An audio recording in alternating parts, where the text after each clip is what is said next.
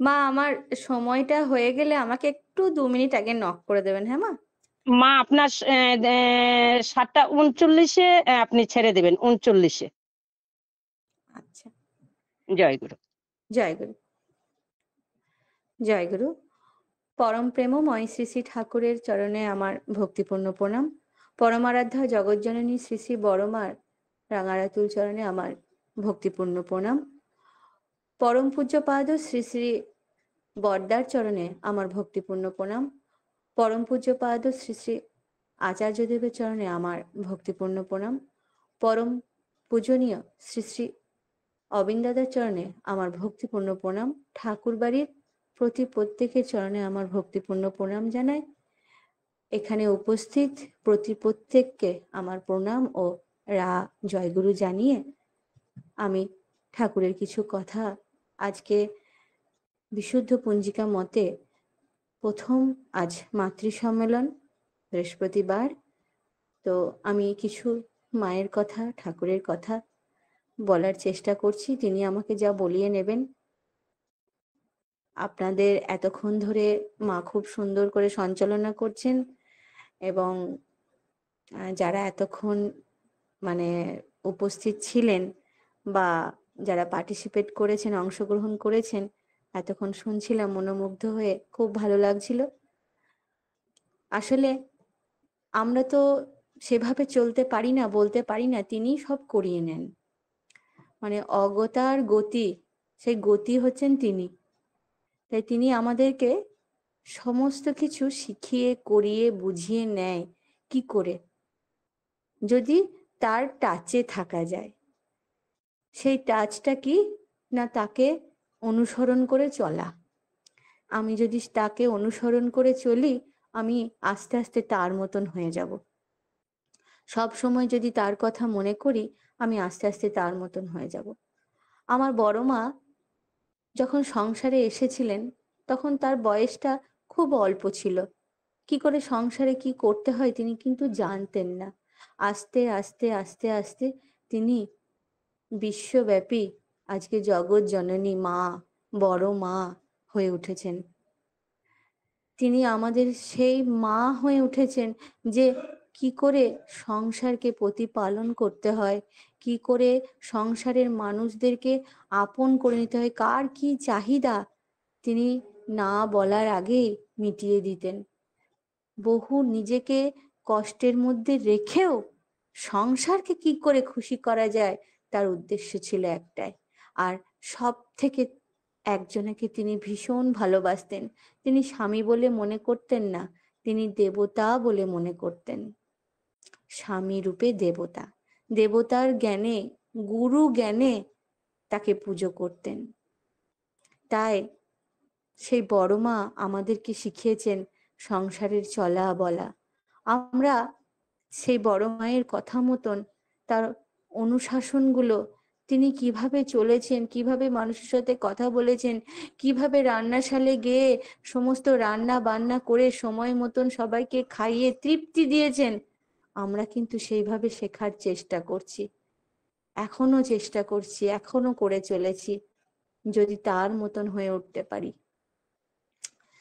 তো আজকে এই আষাঢ় মাসের শেষ, কাল থেকে শ্রাবণ মাস, আমাদের এই মায়েদের মানে এই একটা মাস একটা বিশাল আনন্দের মাস। আমরা মাকে নিয়ে, ঠাকুরকে নিয়ে মানে একদম হই হই ব্যাপার। কিছুক্ষণ আগেও আমি মাতৃ সম্মেলন এবং ডিপি ওয়ার্ক করে আমি বাড়ি আসছি, ভীষণ আনন্দ। মনে হচ্ছে সংসার বলে আমার কিছু নেই, আমার শুধু আছে ঠাকুর। সত্যি সংসারে সংসেজে বসে আছি, আর ষাটটা হচ্ছে তিনি, সেই ষাটটাকে ধরতে হবে। তা ভীষণ ভালো লাগছে। আজকে আমি সেখানে অফলাইনে সেরে আবার এই অনলাইনে মায়েদেরকে পেয়ে খুব ভালো লাগছে, দাদারাও যুক্ত রয়েছেন। তো আমি কিছু বলার চেষ্টা করছি।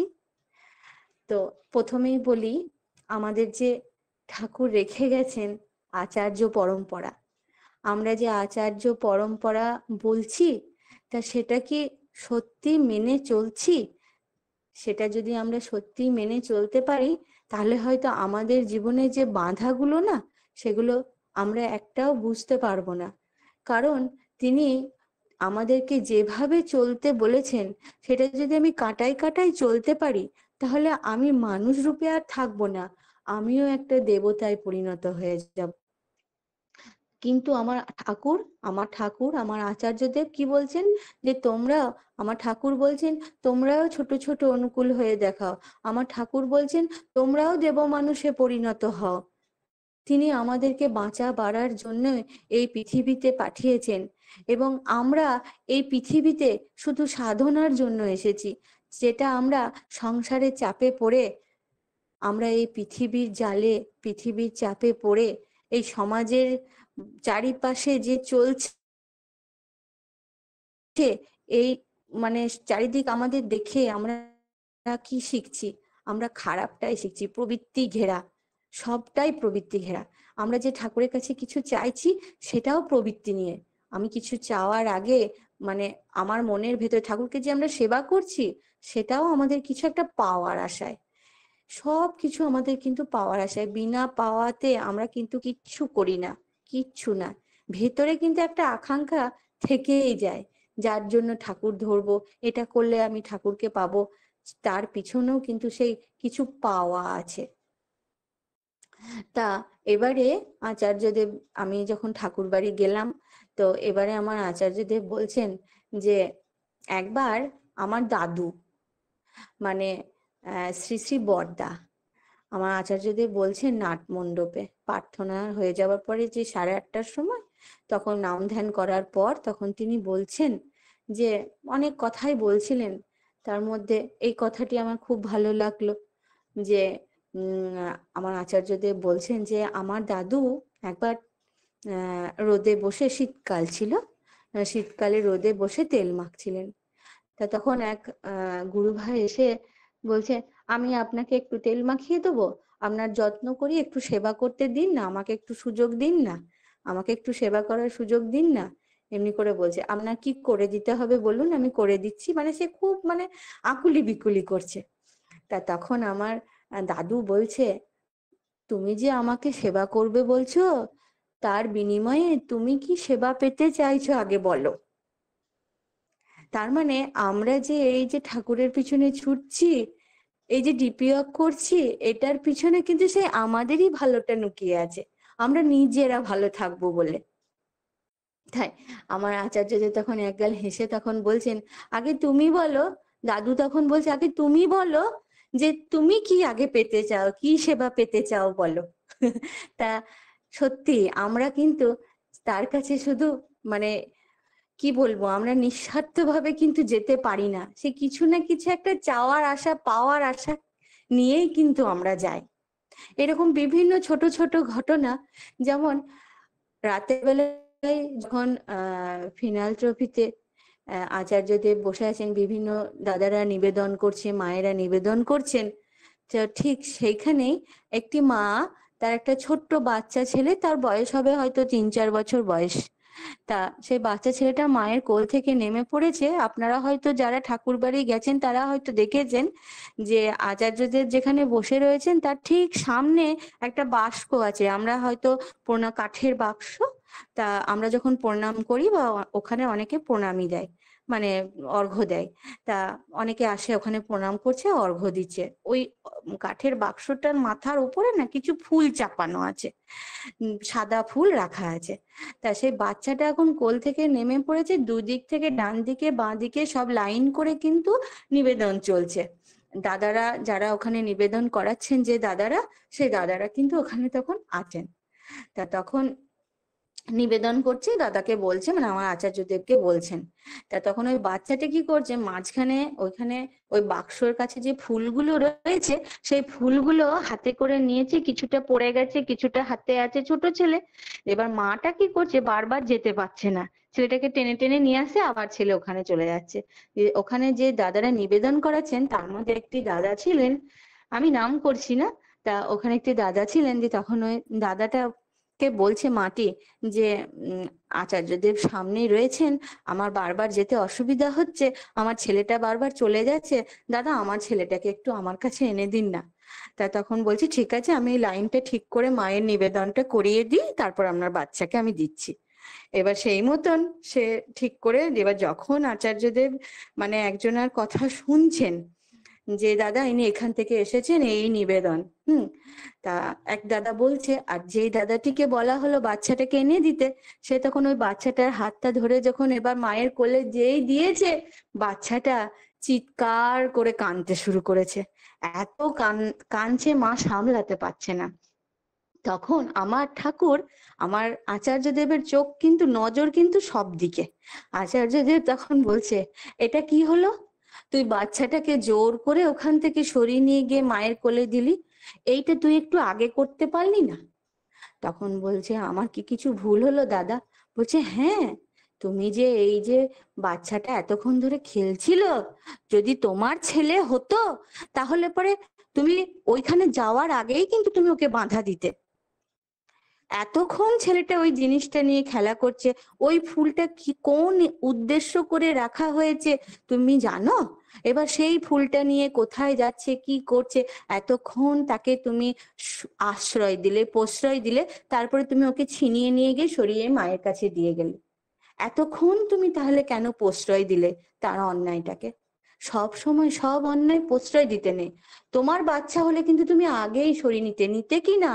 তাহলে এটা পরের সন্তান বলে তুমি এতক্ষণ তাকে সেই সুযোগটা দিলে। সবাই কিন্তু তোমার। মানে এত সুন্দর করে আমার আচার্যদেব বুঝিয়ে দিলেন যে অন্যায়কে কখনো প্রশ্রয় দিতে নেই, অন্যায় হওয়ার আগে সেটাকে সমাধান করে দিতে হয়, কিংবা বাধা প্রাপ্ত করতে হয়, যাতে সেই অন্যায়টা না করে। যদি আমি প্রথমেই বাচ্চাটাকে সরিয়ে নিতাম, তাহলে হয়তো বাচ্চাটা কাঁদতো না। এই যে বাচ্চাটা এবার কষ্ট পাচ্ছে, মানে তিনি এটাই বলতে চাইলেন যে আমরাও যখন অন্যায় করে ফেলি, এখান থেকে এটাই শিক্ষা পেলাম যে আমরাও যখন কোনো অন্যায় করে ফেলি, সেখান থেকে বেরিয়ে আসা খুব কষ্টকর। তাই যখন আমরা অন্যায় করতে মানে মানে আমরা তো বুঝতে পারি না যে কোনটা ভালো কোনটা মন্দ, কিন্তু তাকে ধরলে বুঝতে পারি কোনটা ভালো কোনটা মন্দ। আমি যদি তার কথা মতন চলি, তাহলে সেই পথে আমি আর যাব না। আমার আচার্যদেব এত সুন্দর করে বললেন। ঠিক এই কনফারেন্সে, ঋত্বিক কনফারেন্সে কিছুদিন আগেই ঋত্বিক কনফারেন্স গেল। আপনারা হয়তো যারা গেছেন হয়তো শুনেছেন, আমিও শোনা, আমারও শোনা। তা সেটা আমি একটু তুলে ধরছি। তা আমার আচার্যদেব বলছেন, আমাদের মন চাই আনন্দে থাকতে, সব সময় আনন্দকে খুঁজি, আমরা দুঃখের মধ্যে থাকতে চাই না। দেখবেন যখন পুজো, দুর্গাপুজো আসে, দুর্গাপুজো 4টে দিনের পুজো, কিন্তু আমাদের যেন উৎসব 1 মাস থেকে শুরু হয়ে যায়। যে কোনো উৎসবই দেখবেন আমাদের একটা হৈ হৈ ব্যাপারটা কিন্তু শুরু হয়ে যায়, এবং মা বিসর্জনের হওয়ার পরেই তারপরেও কিন্তু সেই রেসটা চলে। মানে আমরা সেই আমেজের মধ্যেই থাকতে চাই, সেটাকে মানে বিসর্জন করতে দিতে চাই না, যে চলে গেল বিসর্জন হয়ে গেল, যা পুজো শেষ হয়ে গেল। মানে আমরা কিন্তু সেটা কিন্তু মানে আমরা সেটাকে জিয়ে রাখতে চাই, মানে আরো হোক আরো হোক, আরো চলুক, মানে আমাদের মধ্যে একটা এরকম থেকে যায়। তা আমার আচার্যদেব বলছেন যে আমাদের মন চায় আনন্দে থাকতে, কারণ দুঃখটা সব সময়ের সাথে, আনন্দটা কিন্তু সব সময় পাওয়া যায় না, কিন্তু ঠাকুরকে ধরে থাকলে কিন্তু সেই আনন্দটা পাওয়া যায়। তা সেই আনন্দে কি করে থাকবো? কারণ আমি যদি আনন্দে থাকি তাকে নিয়ে থাকবো, আর যদি আমি আনন্দে না থাকতে চাই, সবসময় দুঃখ কষ্টের মধ্যে থাকতে চাই, তাহলে আমাদের শরীরটা কি হবে? একটা ইট বালি সিমেন্ট দিয়ে তৈরি, তাহলে আমরা ইট বালি সিমেন্টের মানুষ তো। তখন বলছেন, কোনো মানুষকে কখনো ছোট করবে না, যে আমি ঠাকুরের অনেক কাজ করছি, ও কিছুই করছে না, আমি এটা করেছি, ও কিছুই জানে না, এই বলে কখনো কোনো মানুষকে তুমি ছোট করবে না। সব সময় সব মানুষকে আরো এগিয়ে যাওয়া, খুব ভালো হয়েছে, এতটুকু জিনিসটাকে আরো ভালো, আরো ভালো করে তুমি ভালো বলে তাকে, তার মনটাকে উৎফুল্ল করে তোলো। সে এতটুকু জিনিসটা তখন তার আরো মানে খিদে থাকবে যে আমাকে আরো তাহলে ভালো করতে হবে। যেমন কোনো গৃহিণী যদি কোনো রান্না করে, যদি আমি বলি, আমরা যদি বলে থাকি বাড়ির লোক যে রান্নাটা ভালো হয়নি, তাহলে তার মনে ব্যথা দেয়া হবে। কিন্তু যদি রান্না খারাপ সত্ত্বেও যদি বলি রান্নাটা দারুণ হয়েছে, এই রান্নাটা তুমি আরো সুন্দর করে করো, এটা আরো ভালো টেস্ট হয়েছে, তাহলে কিন্তু তার একটা রান্না করার একটা আমেজ, মানে একটা আনন্দ, রান্না করার যে একটা আনন্দ, যে না আমাকে এটা রান্না করে খাওয়াতে, ভালো ভালো পদ রান্না করে খাওয়াতে, মানে সে একটা কি আনন্দ। তা আমার আচার্যদেব বলছেন এইভাবে মানুষকে এগিয়ে দিতে হয়। কখনো সে করলো না, পারলো না, জানে না, এ বাবা এ তো কিছুই পারে না, এগুলো বললে কি হয়, তাকে ছোট করা হয়। তা তোমরা কেউ কাউকে ছোট করবে না। তা একবার এক দাদা, সতু সান্যাল দাদা, তা ওই দাদা যখন আমার ঠাকুর পাবনাতে ছিলেন, তা তখন ওই দাদা একটা আধুলি নিয়ে গিয়ে ঠাকুরের হাতে দেয়। তো ঠাকুর তখন সেইটা নিয়ে তখন বলে, তুই কি করেছিস জানিস? তা তখন সে বলছে, কি করেছি ঠাকুর? বলছে, তুই তো 7 রাজার ধন এক করে আমাকে দিলি, এই যে কত বড় মানিক তুই আমার হাতে তুলে দিলি। মানে ঠাকুর তাকে কত ওপরে, কত উঁচু জায়গায় বসিয়ে দিল, এবং কত বাহবা দিতে লাগলো, খুব ভালো, তুই যে এই দান করেছিস আমাকে, এই যে কত 7 রাজার মানিক তুই আমাকে দিলি। মানে সে, ঠাকুর তখন তাকে উৎফুল্ল করে বাড়িয়ে তুলেছে, হাসি মুখে তাকে বলেই যাচ্ছে যে তুই কত বড় কাজ করেছিস। আর সে আনন্দে আটখানা হয়ে গেল, আমি তাহলে এত বড় কাজ করেছি। মানে ওই যে তাকে বাহবা দিয়ে ওপরে তুললো, সে তখন কি করলো, দান করতে শিখলো। ঠিক সে, তারই বাড়িতে যখন একবার চোর গেছে, ঠাকুরের এই আধুলি, যে ঠাকুর যখন,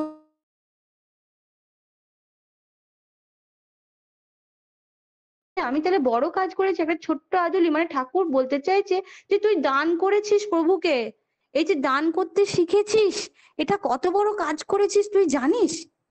তা তখন সে মনে মনে কিন্তু সেইটা ভেবে নিজের মনটাকে অনেকটা বড় করে ফেললো, যে আমি দান করতে পারি। তার বাড়িতে একবার রাতের বেলায় চোর গেছে চুরি করতে, সেই সতু সান্যালের বাড়িতে চুরি করতে যাওয়াতেই তখন তার বউ কিন্তু, তার স্ত্রী পাশে শুয়ে আছে, আওয়াজ পেয়েছে। তখন সে আওয়াজ শুনে তাড়াতাড়ি করে উঠে দেখতে পেলো রান্নাঘরে চোর ঢুকেছে। তা তখন সেই চোরটিকে বলছে, তুমি তাড়াতাড়ি বেরিয়ে যাও, এক্ষুনি আমার স্বামী যদি জেগে যায় একটা মানে হট্টগোল শুরু হয়ে যাবে। মানে চোরটা তখন মনে করছে, এ কি রে বাবা, তা মা বলছে তুমি তাড়াতাড়ি বেরিয়ে যাও, আমার স্বামী শুনে ফেলবে। তা করতেই স্বামী শুনে ফেলেছে। স্বামী তখন বলছে, সতু সান্যালদা তখন শুনে ফেলে বলছে, কে? তখন লাইটটা জেলে দেখছে যে চোর। তখন বলছে, তিনি যে ওই যে তার মধ্যে ঠাকুর যে একটা এমন পরিবর্তন এনে দিল। তা তখন বলছে, আচ্ছা ফ্রিজে বা এখানে যে তোমার খাবার আজকে, আচ্ছা আজকে দুপুরে পায়েস করেছো না, আচ্ছা ওকে পায়েস দাও, আর কি কি খাবার করেছো সব ওকে খাওয়াও, ওকে পেট ভরে খাও। চোরকে পেট ভরে খাইয়ে দিল। তারপরে সেই চোরটিকে বলল, কালকে অমুক জায়গায় তোমার সঙ্গে আমি, এই জায়গায় তুমি আমার সাথে দেখা করবে। সেই চোরটি এসেছিল দেখা করতে, তাকে একটা কাজের স্থান বলে দিল যে তুমি এখানে কাজ করবে। তাহলে কি, একটা ছোট্ট কথা, একটা ছোট্ট কথা মানুষের জীবনকে কিভাবে পরিবর্তন করে দেয়। আমার ঠাকুর, আমার আচার্যদেব সেটাই বলতে চাইলেন, যে আমার ঠাকুর একটা মানুষকে ওই আধুলির মাধ্যমে তার গোটা লাইফটাকে পরিবর্তন করে দিল। সে কি করতে লাগলো, সমাজ সেবা করতে লাগলো। এটাও একটা সমাজ সেবা। একটা চোরকে মানুষ করে দিল, একটা কৃপণ মানুষকে দান করা শেখালো। তাহলে আমার আচার্যদেব, আমার ঠাকুর, পরম্পরা এটাকেই বলে যে একটা নিকৃষ্ট মানুষকে কি করে দাঁড় করানো যায়। ঠিক সেই রকম আমার শ্রী শ্রী দাদা, আমার শ্রী বড়দা যেমন বলেছেন, বি অলওয়েজ অ্যালার্ট, আমাদের কিন্তু সব সময় অ্যালার্ট থাকতে হবে। কারণ আমরা তার সন্তান। কোন মানুষের শুধু নিজের বিপদ কখন কি সেটা ভাবলে হবে না, কোন মানুষের কখন বিপদ, কাকে কিভাবে রক্ষা করা যায়, সব দায়িত্ব কিন্তু আমাদের। তা আমার দাদা, দাদার একটা ঘটনা বলি। একটা ছেলে, সে স্মোকিং করতো, সিগারেট খেত। তা সেই সিগারেট খেতে খেতে একদিন মানে ঠাকুরের মানে মন্দিরের ভেতরে আর কি ঢুকবে ঠাকুর বাড়িতে, তা তখন তাড়াতাড়ি করে সিগারেটটা খেয়ে সে এখন মন্দিরের ভেতরে ঢুকেছে। এবার যেখানে শ্রী শ্রী দাদা বসে রয়েছেন সেখানে গিয়ে এসে খুব কাছে তাকে জেঠু জেঠু বলতো, শ্রী শ্রী দাদাকে জেঠু বলতো। তা তখন সেই যাওয়াতে তখন প্রণাম করাতে তখন বলছে তার মুখে একটু গন্ধ পায়। তা তখন আমার শ্রী শ্রী দাদা তখন বলছে, তুই কি সিগারেট খেয়েছিস, ধূমপান করেছিস? তুমি খেও না এটা, তুমি খেও না, এটা খেলে শরীরের পক্ষে ক্ষতিকারক। দেখবে প্যাকেটের গায়েই লেখা আছে, সে প্যাকেটের গায়ে লেখা সত্ত্বেও কিন্তু তুমি খাচ্ছ, এটা খেও না। তা তখন মা আমার সময় হলে একটু বলবেন, হ্যাঁ? আগে আমার মা সময় হয়ে সময় গেছে, সময় হয়ে সময় গেছে।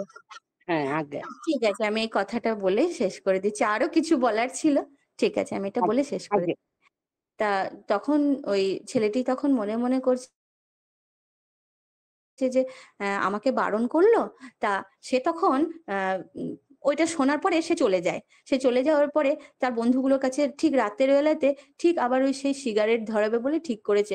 তখন ওর সিগারেটটা যেই ধরাতে যাবে, তা তখন বন্ধুগুলো বলছে, কি রে তুই সিগারেটটা হাতে নিয়ে সেই থেকে বসে আছিস, খাচ্ছিস না কেন? বলছে, না রে আমার জেঠু বারণ করেছে। ওই জেঠু বারণ করেছে, বাদ দে তো ওইসব কথা, খা খা একটা দিন খেলে কিছু হবে না, খেয়ে নে খেয়ে নে। আগে মা যেই জয় গুরু। হ্যাঁ, এটা বলেনি। তা যখনই এবার সে সিগারেটটা মাচিসে ধরাতে গেছে, তখনই শ্রী দাদার সেই মুখটা মনে পড়ে গেছে, আর যেন তিনি যেন বলছেন, তুমি এটা খেও না, তোমার শরীরের পক্ষে ক্ষতিকারক। তখন সে ছুঁড়ে ফেলে দেয়, তখন বলছে, না আমি খাবো না। এই যে পরম্পরা, তিনি সদা সর্বদা আমাদের সঙ্গে আছেন, আমাদের অন্তরে।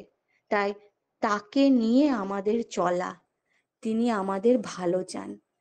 তা আমার জয় সময় গুরু মা। শেষ হয়ে গেছে, আমি পরবর্তী ক্ষেত্রে আবারও বলবো। তা সবাইকে একটা কথা বলি, সবাই যদি ভালো থাকতে চান, তাহলে ঠাকুর সব আশীর্বাদ করেছেন ওই ডিপি ওয়ার্কে, আপনারা সবাই ডিপি ওয়ার্ক করবেন, খুব ভালো থাকবেন, আনন্দে থাকবেন। জয় গুরু। জয় গুরু। আমি পিউ মার কাছে পড়ে আসছি ধ্বনি প্রতিধ্বনির জন্য।